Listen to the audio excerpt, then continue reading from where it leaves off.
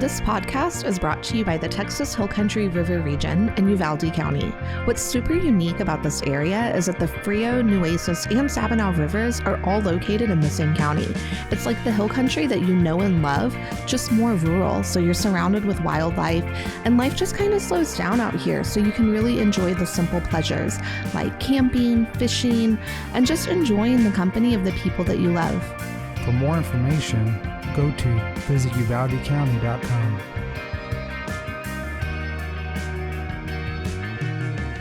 Well, welcome back, ladies and gentlemen, to another episode of the In Between Podcast. My name is Jake. And I'm Leah. So today we have two guests with us today that traveled from Houston, Texas. That's right. Hi, Jake. Hi, Leah. It's Henry. We are so excited to have you guys here. So we have the famous Henry Sanchez and famous Heather Johnson. We're so excited to have y'all. I went to graduate school with Henry in New York many lives ago, it feels like. And I haven't seen you since we graduated. And it's 6 years. Yeah. It's been a long time. And y'all are doing a little cross-country road trip, which I want to jump into that in a little bit. But you came... Oh, Luna's already awake. You came to stay with us for just a night, and we're just so excited that you're here, and we're so happy that y'all agreed to do the podcast with us so we can talk a little bit about who you guys are and your work and all the things you have up and coming. So, thanks, Leah. This is pretty exciting to see you again after all this time, and then also to be part of, I guess, the history of the in-between. Yeah, so let's jump in and introduce yourselves a little bit more in depth than what I said. Who are you? What are you? I'm Henry G. Sanchez. I'm an artist living in Houston, Texas. As Leah mentioned, we both went to graduate school at the School of Visual Arts in Manhattan. I left about 2016. I don't know, when did you leave? That same time, as soon as I graduated. Right. So, and I came back to live in Houston. It's there that I started two art projects. One is called LOCA, which is the Law Office Center for Citizenship and Art. And the other one is called the Bayoutorium. So the projects that I do are sort of a social practice that integrate social justice, environmental concerns, natural science.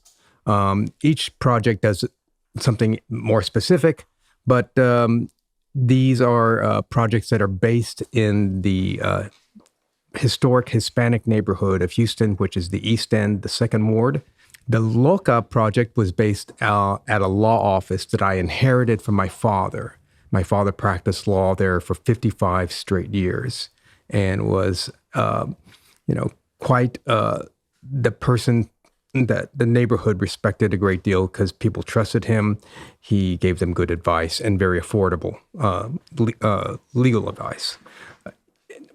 So when I inherited the law office, I decided that I wanted to do a kind of a social practice there while maintaining the offices for other attorneys to rent out. And what I started doing was collaborating with social justice groups and artists to help them create programs and events. A lot of times when social justice groups create a gathering of sorts, it can be a little wonky and heavy. It can last many hours. It's very, very serious and studious. But I thought it was important that something a bit more perhaps imaginative, that had a bit more lightness, maybe even more magical, as the word that you always use. And it worked. It was working for a while. At the same time, a few years after that, I started the Bayoutorium. And the Bayoutorium, to put it very, very succinctly, is a science lab and an art studio and a shipment container on the bayou. So what it is, I used a couple of models that I borrowed from New York City, and it is a place where I can bring in microscopes, I can bring in tour guides. I can bring in sketch tours. I can bring in cyanotypes.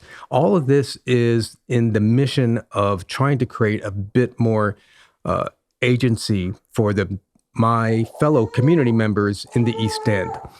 We have a bayou that basically borders our area of the East End and the Second Ward, but is often inaccessible because there's a lot of manufacturing or old manufacturing. Much of it was privately owned. So the bayou has always been sort of mysterious. There hasn't been a lot of park space. Lately, that's starting to open up, and I am in a way kind of assisting, if not dovetailing, with the mission of a nonprofit that's trying to buy property along the bayou to create these hiking trails, biking trails, expand parks. So I found this opportunity to say, well, okay, they're doing this, but we really want to have a place at the table and have a say as to what this will look like, how it will function to the community that lives there.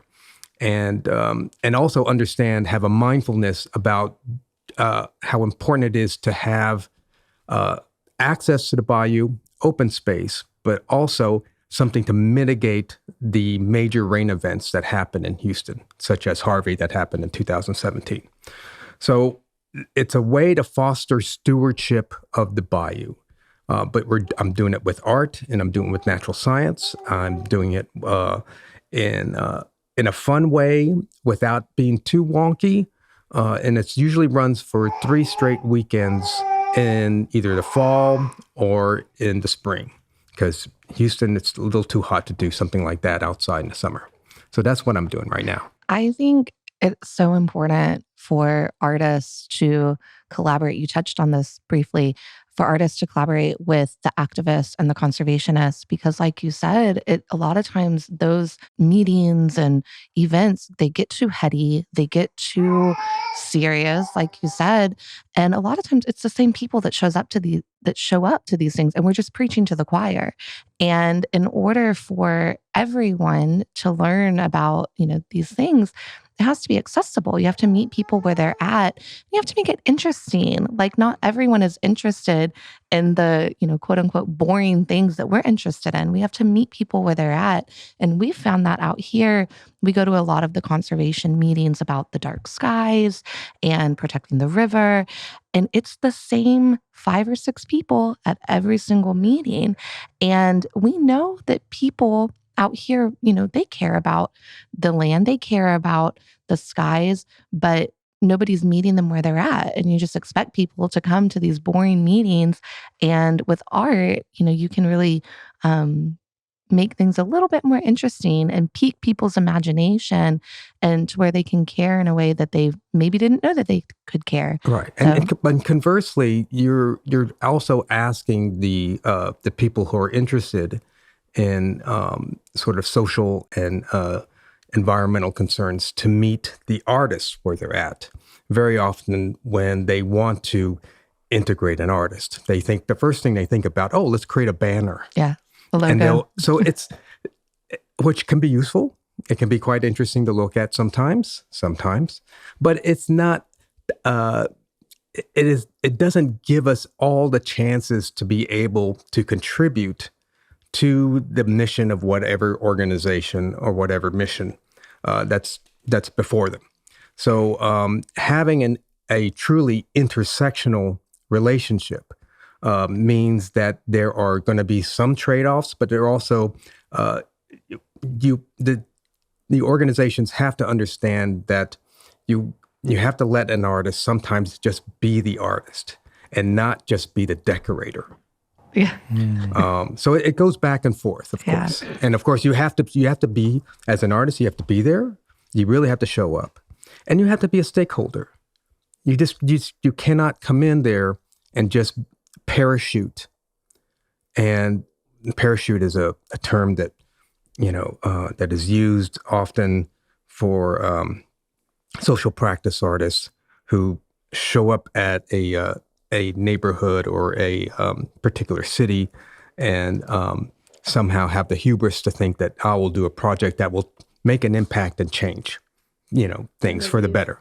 So you got to be a stakeholder. So that's why it was very important to me that when I did my projects, coming back to Houston, that it had to be in the neighborhood that I lived in and had to be with my community, my historic, neighbors and the people that have known my father and my family for many years. Before we jump into Heather's work, I want you to define social practice. Well, what is that? Well, social practice is a general catch-all term for what they call, a socially engaged art projects, meaning that it is an art project that is meant to have a very specific audience. And audience, again, is too loose of a term, but it involves a sort of reciprocal relationship with the people, with the mission, with the population that you're looking to sort of address whatever issue that is you want to talk about. And that reciprocal relationship, that conversation, means that the artist is not the only author of the artwork. You share the authorship. You have to share the credit. And it also means that you have to ask that community, the people who are talking about this mission, what do they want? It's not an imposition for the art. It should not be an imposition for the artist to come in and say, hey, this is what we need to do. No, that's not socially engaged practice. That is a imposition. And that can act like these sort of parachute artists. So one has to be very mindful about, okay, where do I want to put my concerns? What artwork do I want to, make my work place to be useful for? So you have to think about, how you're going to collaborate. It's a very special collaboration, and I think that people need to understand that the personal investment that the artist makes is really going to be key to a very successful, socially engaged project. So that social practice can come in a lot of different forms and a lot of different ways, but it's generally trying to talk about that. So social practice, it's because a lot of our listeners, are not really versed in art. So you hear this term social practice, and what is that? And I think a lot of people, when they think of art, they think of paintings, they think of drawings, things on the walls.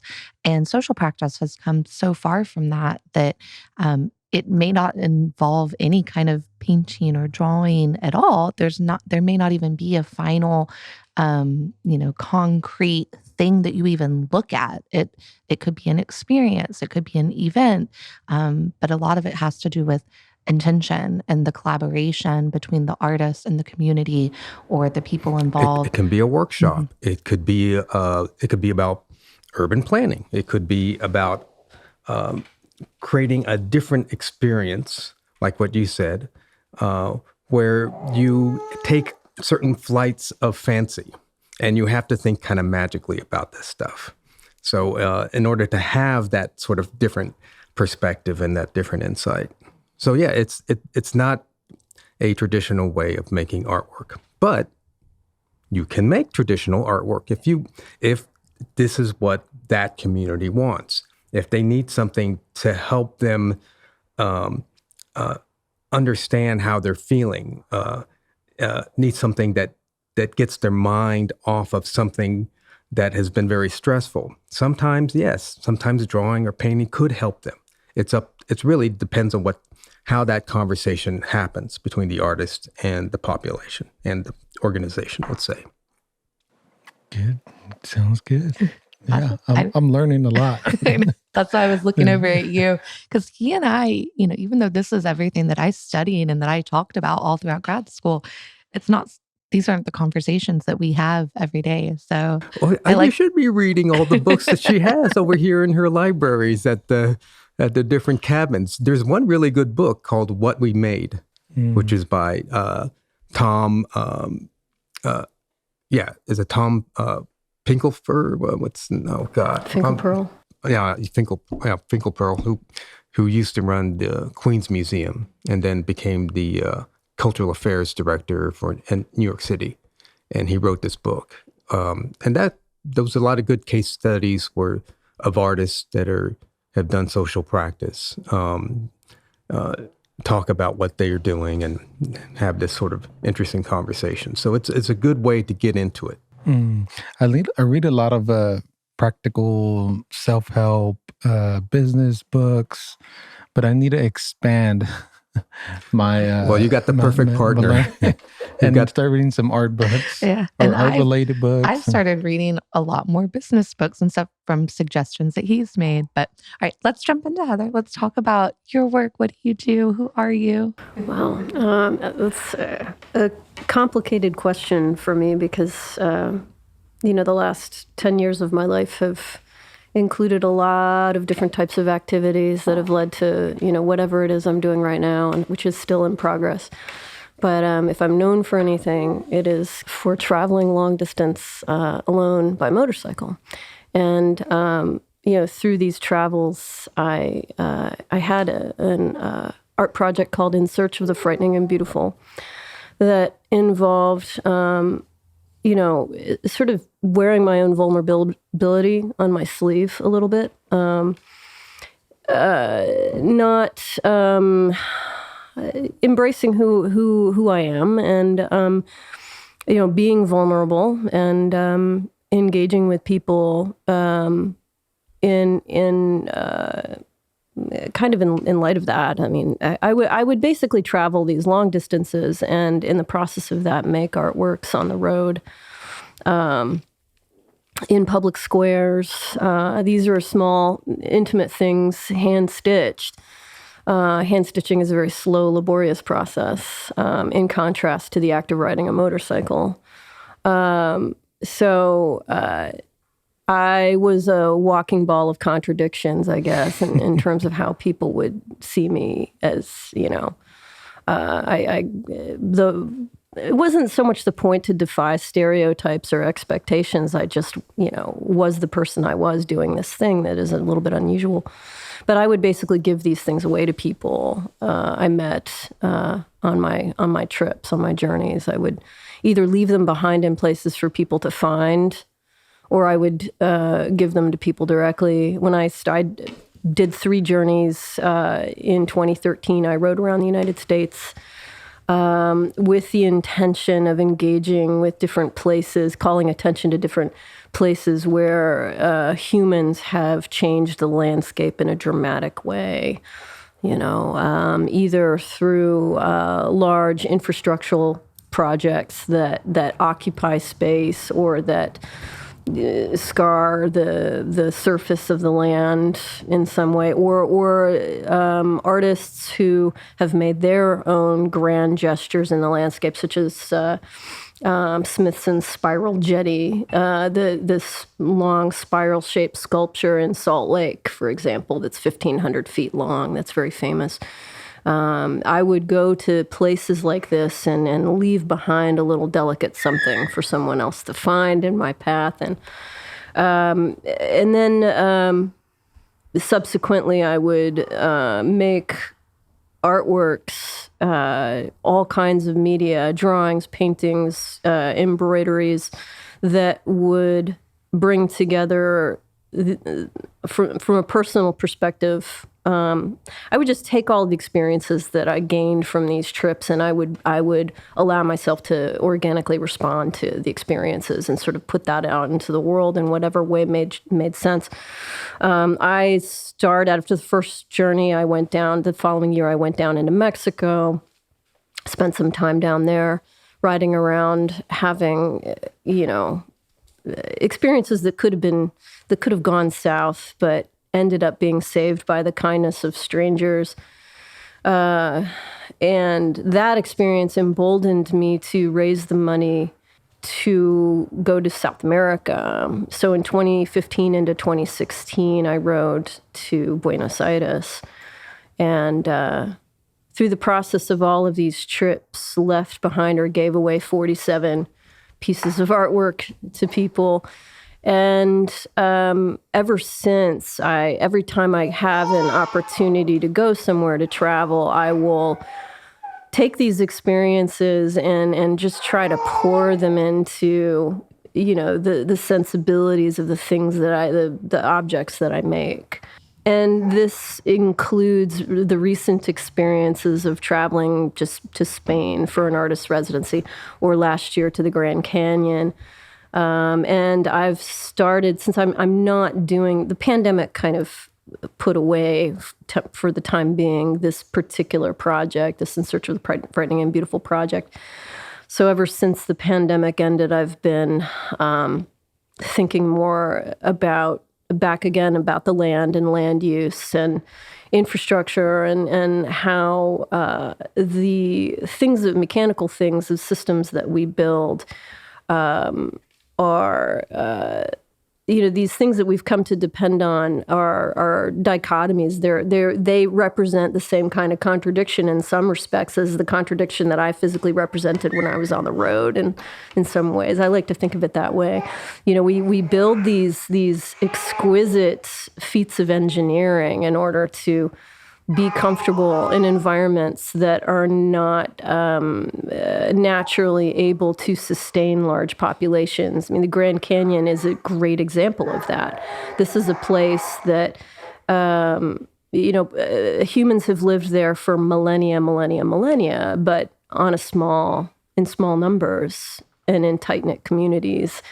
Now we have over 6 million people a year visiting this place that is difficult. It's dry. It's there's a high elevation. It has a tremendous topography. It represents forces in nature that are not necessarily comfortable and friendly to humanity to exist in on a daily basis. But there's this elaborate system of water extraction and delivery and treatment and processing that enables people to survive there. So I found myself really fascinated with this and thinking of this system as an interesting metaphor. We create these things out of our own ingenuity, but also out of a tremendous hubris. This idea of the need to solve a problem and to conquer nature, frankly. One of the long-term consequences of this frame of mind, of course, is climate change. So as a motorcyclist, as someone who has gained a great deal of satisfaction and meaning, from my motorcycle as a machine, as something that becomes part of me physically when I move through space. I am both part of the problem, but I know intimately what it means to want to not to necessarily to solve the problems, but to sort of embrace technology in order to have a set of experiences, right? So I'm really interested in that, that kind of, she's so expressive. She's just a lovely singing voice.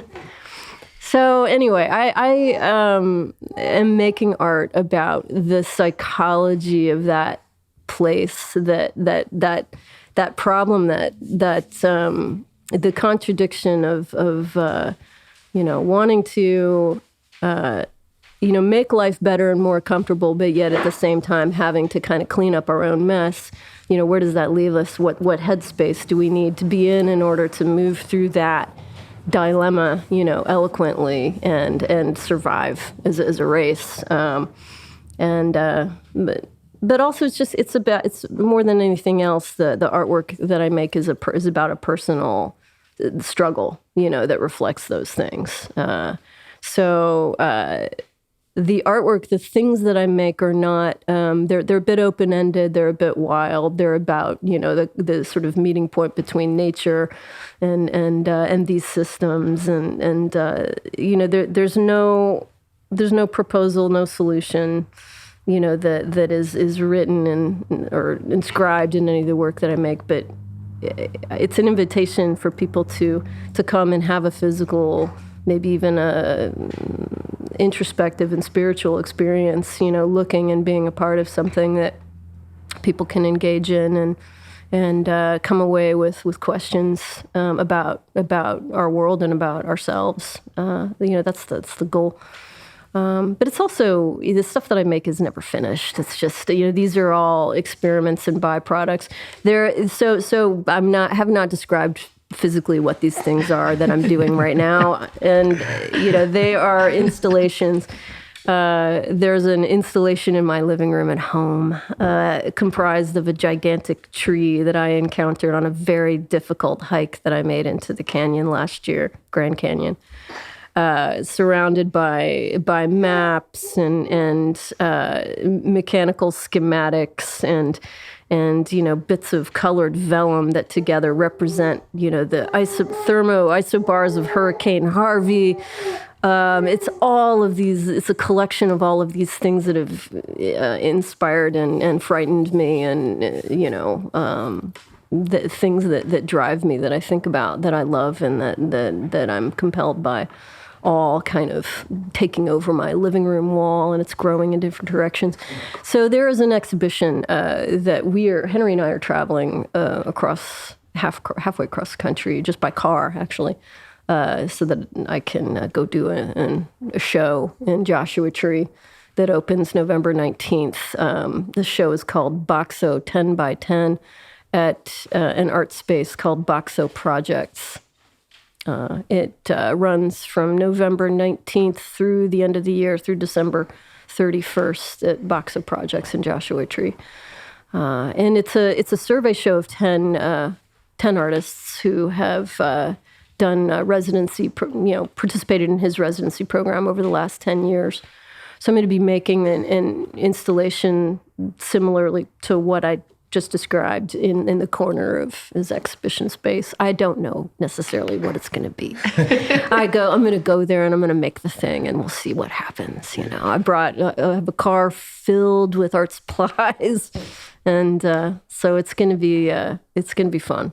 I have so many notes over here as you were talking. But what you last said, I remember that feeling of, I don't know what it's going to be. I have all the things, I have all the pieces, but when I get there and I'm in the space, it's going to reveal itself. So I can't wait to see pictures of what that show is going to become, what the piece is going to look like, and how the space speaks to you and kind of creates itself.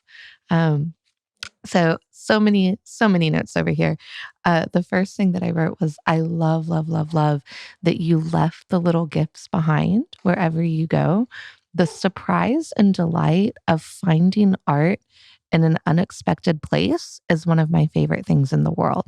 I think we tend to think of art as something you go to view. You go into a space that's either a gallery or museum, and you go there to look at art. That is art. We go to find it. We go to see it in the space. But to just be out living your life and the art finds you, I think is just magical. My favorite word. So I love that. And then the gift side of it is that it's something for people to have and to take, and it's theirs. And it's their little thing that they get to have. I love that. Do you have any more thoughts on that, or why did you leave things behind for people? Oh, I mean, a lot of that has to do with this idea about, I really like the idea of something that I make being sort of let loose and changing contexts. Something means something entirely different when it's placed in a particular site, but then it travels into somebody's home, or that lives in somebody's pocket, or something that just gets lost or swept into the, it'll appear somewhere down the line in some other place. And I love the idea of a thing having its own journey. Of course, I'm also aware of the potential for litter. And I avoided leaving these things in places where they would mar the landscape or clutter the landscape or be an intrusion. I would not leave things behind in national parks or in park settings. Even at Spiral Jetty, for example, I found a place. There's actually like a little sign-in booklet that someone made, that the Dia Foundation that maintains the Spiral Jetty. I guess they collect information from that. It's in a sleeve. It's on a rock. It's a thing that already exists. I left my piece, right around that or underneath that, and somebody else, sure enough, collected it, a Frenchman, That's pretty incredible. He reached out to amazing. me. Every piece was contained in a plastic bag with instructions that in Spanish, when I traveled to Mexico and south of Mexico. There were instructions in Spanish in just informing people of the project and where to get more information if they had access to the internet. And most importantly, to just inform them that this is a gift and that it's theirs, that they could to keep or do whatever they wanted to with that. And it was a way of thanking people for my presence in a place where I do not belong, traditionally. So I love the idea of things changing contexts and art changing. Every object in the world changes meaning when it, the coffee cup is empty. It's. I don't know. I mean, I like that. That's the first time that I ever experienced art as a gift, and it changed my world, changed my life. I don't know if you know who I'm about to talk about, but I never stopped talking about him in grad school. But it was Felix Gonzalez Torres's Candy Pieces that changed my life. I had never experienced, I came from Dilley, Texas.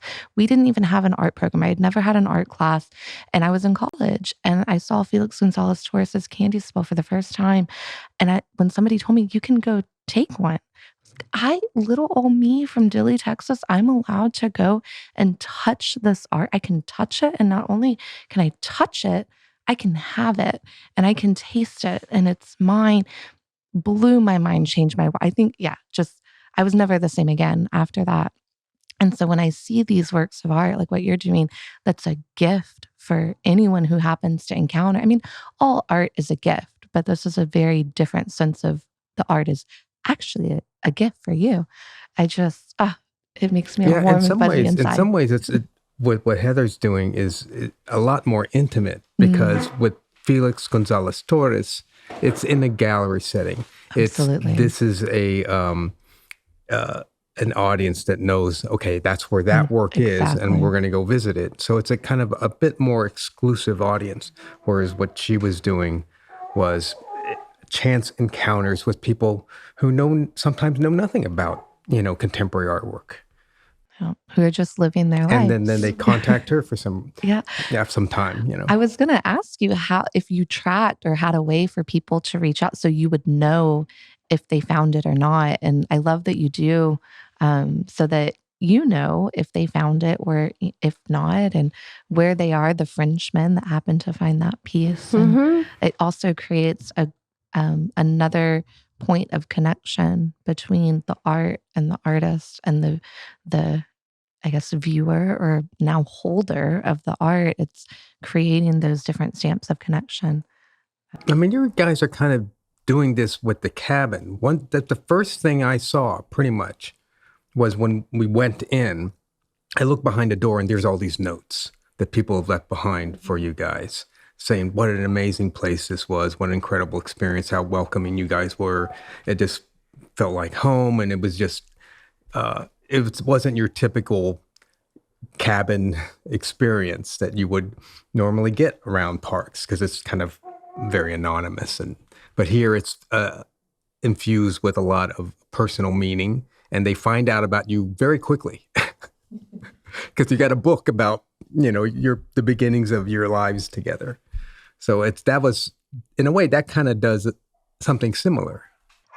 Yeah. So one thing that I don't know if you remember me talking all the time in grad school Yes, about, I remember. because I never shut up about it, but I had this whole theory about artists that just kind of disappear into the world, and not that we become invisible and we lose autonomy and we lose agency, but that we just kind of disappear into the cracks and create businesses or leave things behind. And I would always talk about the artist that opens up a coffee shop.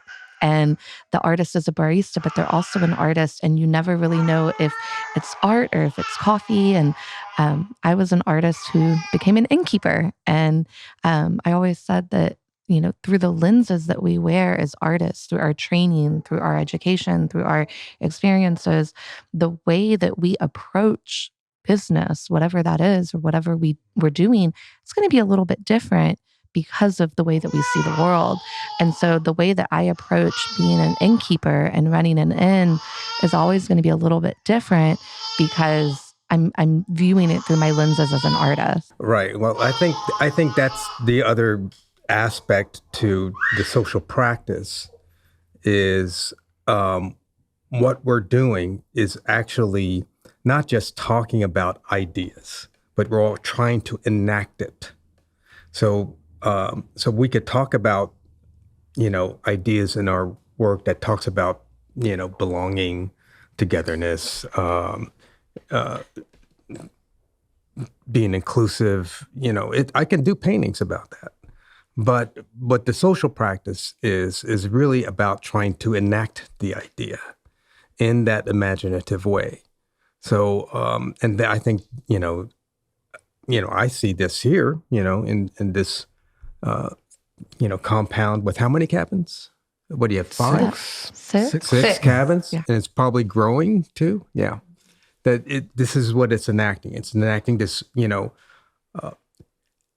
preferred alternative worldview in this compound. And you have all these cabins that have a little different experience. I want to ask a question for all of y'all, because y'all are all artists. And I guess don't underestimate yourself, Jake. This is your idea. We'll start with Heather. What does art mean to you? It is a way of coming to terms with everything around me. It's a way of negotiating my own existence. It's a way of oh God, that's a really hard question to answer, because as an artist, it's something that I've always thought visually. I've always processed information visually. I've always been compelled, without really thinking, to make things, not necessarily objects that are defined as art, but it's a way of moving through the world, and somehow sharing impressions and experiences with other people. And that could be manifest itself in objects, in things that I or we make. It also manifests itself in the written word. And I used to keep a blog while I was traveling. I kept a blog, and it's still online. It is still online. It's thefrighteningandbeautiful.blogspot.com. I have not contributed to it since 2016. However, it is there, and it's a chronicle of all of those experiences. But yeah, I think that to answer your question, art is a way. I see art as a byproduct of the need to make meaning of everything, and everyone has a different definition for what that means. But that's mine has always been about moving through space and learning how to kind of process everything that I collect and give back in some way that I can do, that makes sense to me and that makes sense to others that I encounter. Yeah, that's why I wanted to ask you all this question, because I know it's going to be different. It's going to vary from person to person. And I think there's also like a common perception of what art is for the people who are not artists. If that makes sense. You might think colors and painting. That's what I always thought. Decoration. So yes, let me throw that question to you, Henry. It can be all those things. It's not meant to be a whatever we think our art is. It's not meant to be exclusive of any other practice, any other way of making work. And it's not meant to be necessarily critical of that way of making things. For myself, the way what I consider to be how, but the question was how? Is that how? Yeah, what does it mean to you? What does it mean to me? Yes. Okay. Well, what it means to me, because, I'm concentrating a lot on what I'm doing, but what it means to me is a serious, critical questioning, exploration, and examination of the prevailing paradigms of the day. Now, that sounds very philosophical, but if I'm doing something that is about the Mexican-American experience, Latino, Latina, Latinx experience in Houston, in the East End, and I'm working with a social justice group, I'm interested in also examining not just what's wrong, but what is it that we need to do to create the agency and the power that we need. So, and also to do it in a fun way. So at the same time, if I'm working in nature, if I'm working with, the nature that's along the bayou, I'm interested in looking critically about what does nature really mean along the bayou. Yes, there's plants and animals, but it's also trying to define and question the vernacular we used when it comes to talking about nature. What is native? What is non-native? How do we consider plants and animals invasive? As if somehow plants and animals think about invading, because they don't. They think differently than humans. So this is why what I think art is for me. It's for me. It's not what I think art is for other people. So for me, it's really about trying to question those paradigms, depending on what the issue is. We have an opportunity. Artists have a unique opportunity to encourage others to think outside of themselves. I mean, we have. I see that as part of my role. It's an opportunity for me to challenge myself and be self-reflective and to make things that reflect that make things that actually reflect that way of thinking. But it's also a way to kind of reach outside of myself and offer something to other people art extends beyond language, and it has there's an opportunity there to reach people in places that people are not expecting, and I think there aren't very many other so-called professions that so many people do different things that solve problems of various sorts, and ours is a unique one because it's not defined, because it is mysterious, and I think that folks want to desperately to sort of categorize art and concretize it in a way that makes it make sense. Labels are really important to people, and art, I think, is frustrating because it, the best art to me defies all of those categories. Right. Well, yeah. Well, to be an artist is, a real privilege. It is. It really is, because it allows us to be whoever we want to be. And this is something that we would tell students. There's no other place in the academic world where you can come into the classroom as a student and just be somebody completely different than everyone else. There's no other environment in any sort of academic department, or environment where that is your prerogative. So it's a privilege. It really is.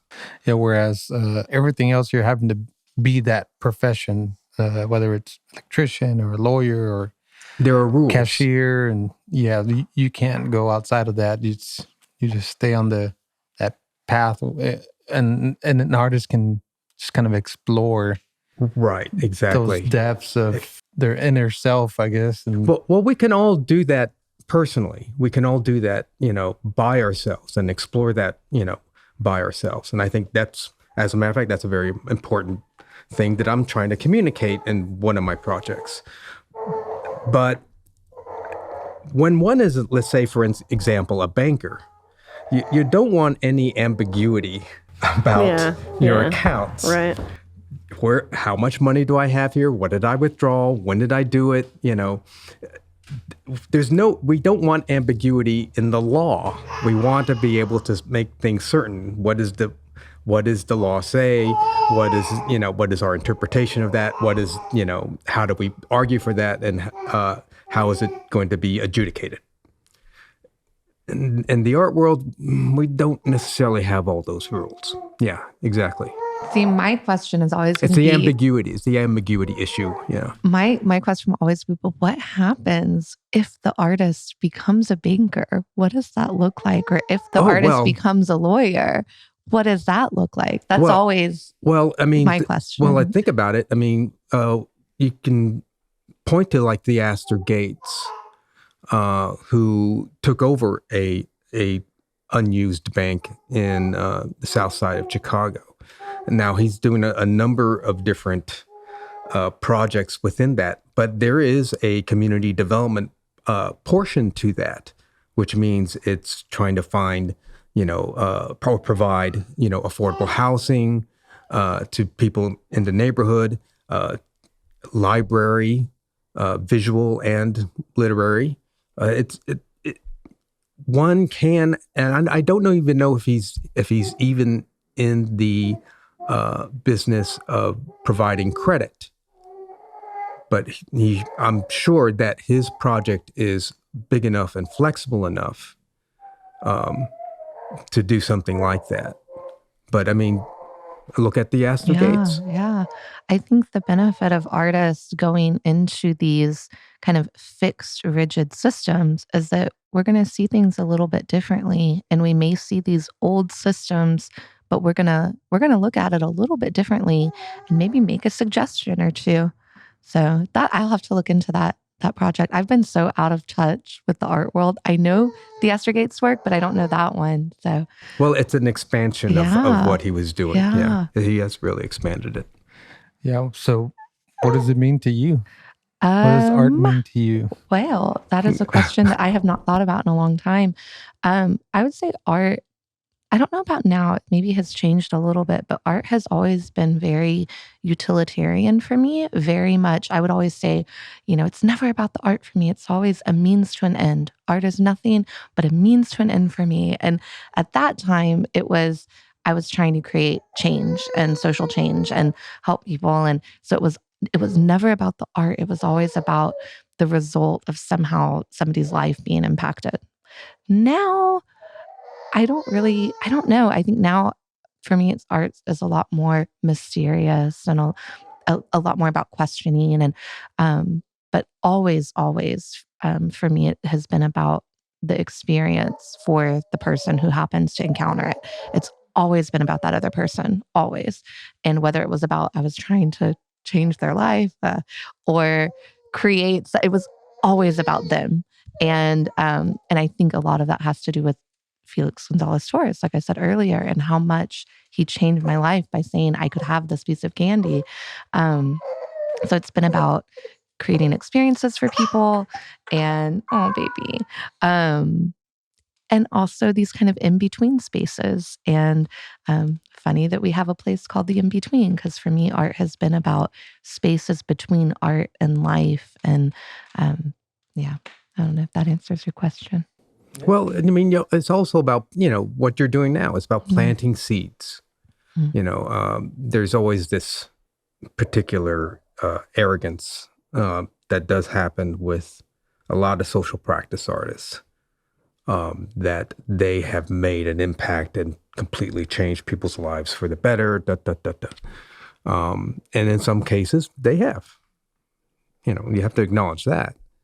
But one shouldn't always think that that's what's going to be accomplished when you're doing, a project. If you can just give people a slightly different perspective, just plant a little idea in someone's mind, that can be enough. There's nothing wrong with that. So would you say that that's when you do your art, is that your ultimate goal? If it can do that, yeah, then okay, then it's successful. Okay, if they can look at nature not just, as something kind of objective, oh, there it is, it's all out there. If they can look at it really intimately with a microscope or through their other senses, then okay, well, then now they are thinking about nature in a different way, through their hearing, through the way, what they're smelling, the way the wind is blowing, I think it's important not to underestimate the moment, even the briefest moment when someone encounters something and it's a gentle interruption of the routine, of the banality of the everyday. That can be extremely powerful because we don't know where that leads. I can attribute, the greatest transformations that I've made in my life to similarly to what you went through with Felix Gonzalez Torres's work. We have no control over how people receive what we do. It's not our business. It's up to the individual to take what's there and run with it. And I feel very honored to have had those types of experiences myself that lead to who I am now, and I'm happy with who I am as a result. I'm happy with my choices, and I think the small gesture is really powerful, more powerful than we tend to give it credit. Yeah, and also you want, if you can give an inkling that the viewer, the audience, the target, whatever you want to say, however you want to describe the person that's experiencing the work, that they have the same prerogatives that artists do. Everybody has the same prerogatives. We have an internal life where we should be able to all feel imaginative. We should be able to all feel safe. We should be able to all express emotions that are not forced and that are healthy. I mean, this is everyone's right. It's not just the artist's prerogative. That's good. That's good. Do you have any other questions? Oh, I have one for you, Heather. Do you view your work as social practice at all? Just out of curiosity. How do you see your work in the world? I've never defined it that way, no. I mean, when I started the project that I described, In Search of the Frightening and Beautiful Project, I didn't know what social practice was. I mean, that was not part of my education. I went to graduate school, but that just wasn't in the realm of my language or way of thinking. I've been doing these types of gifting projects for a long time. They predate the motorcycle thing. I started doing them in 2005. I made a project in Austin called Cracks in the Pavement, which operated very similarly. In that project, I created a series of maps, and I recruited artists actually in 2004 in Austin and in London, and then in 2005 all over the world to make site-specific, to make objects that they would themselves leave behind in environments that were meaningful to them personally, with the intention of allowing others to encounter those objects and take them. So that's kind of where it started. And I never, is that a social practice project? I don't know. It's every bit as much about me and my ego as it is about anything else. I mean, it was a way for me to leave something really important behind. At the time, I was a temp worker working for $10 an hour, as a receptionist, And, it was a very written about project in Austin. It got a lot of traction. It got a lot of actually got written about in, as far away as Australia. I did some radio interviews in Australia, and it got a lot of traction. But I don't know that, the project that involved my traveling into South America, I don't see that as a social practice project because there's no, why not? I don't know. I never really framed it that way now. It was just a way for me to share something with other people without any kind of preconception of what they would take from it, if that makes any sense. I needed to do it. I needed to travel. I needed to be in a wide range of environments, engaging with different people. I was a restless soul, still am, but, and it was a way for me to kind of deal with that part of my own set of emotions in a way that was constructive and interesting for all, hopefully. Do y'all think it matters how we label this work? Do the terms social practice? I don't think so myself. Does it matter, or is it just a way to categorize and write about art? We disagree on this. Well, I think it's important to be able to be very, very specific in some definitions. Obviously, these practices are going to change. They're going to evolve, no doubt. But I believe it's very important to be able to say what it isn't. And there is too much of the assumption of what certain people are describing as their role as artists in society, that quite frankly, to me, aren't really the definition of what they're actually doing. They say they're doing something, but sometimes I will question whether or not it's actually doing what they say it's doing. And that's something that one needs to be able to draw the line in the sand with. It should not be something that you say is doing that it's not actually doing. That's what it should not be. So, for me, that's important. It's an ethical issue. And I want to write about those ethical issues and have a discussion about that. And you said you disagree. So what is your thought process? I think Henry makes a good point about it's important to not make assumptions about what we're not, we artists can be very egotistical individuals. We think that we're doing, God's work, this kind of thing. And I totally agree with him on that. I just don't like labels. I think labels can be misleading, and they do change so much that it's hard to keep up with them. Though at the same time, I have to give way to the fact that there are certain social movements where labels are necessary for people's own emotional health and benefit. I think that there are people who are oppressed in different ways, people who are not accepted on the same terms. Our society is still very stratified in all these different ways. And I think that there are folks who need to define themselves on their own terms. in order to, keep their own power. People need to be able to define themselves on their own terms. Myself, I've never really felt the need for that because I'm a privileged person. It's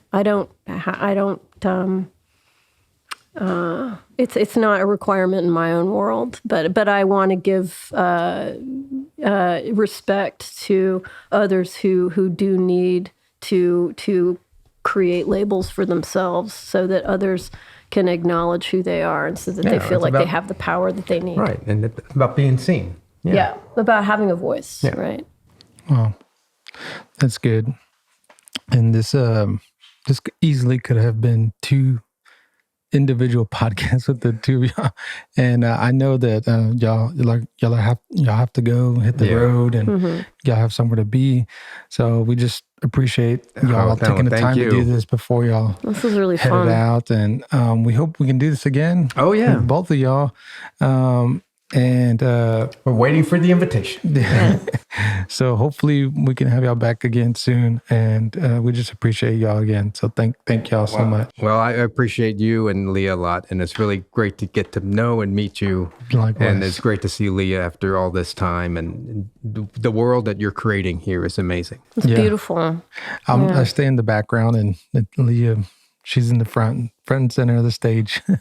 I'm the man behind the curtains, making sure that everything's all right. running behind. But we're still a team. Yes, of very course much you are. So. Yeah, it's really inspiring. And plus, not to mention, everywhere you go, everyone's like trying to meet you and say, hand you, and small town. Well, thank y'all again, and all right, everyone. Thank you for tuning in, and we appreciate y'all listening and supporting us. And Leah had to go. Luna was over it, so she had to go feed her. But we'll close this out without her.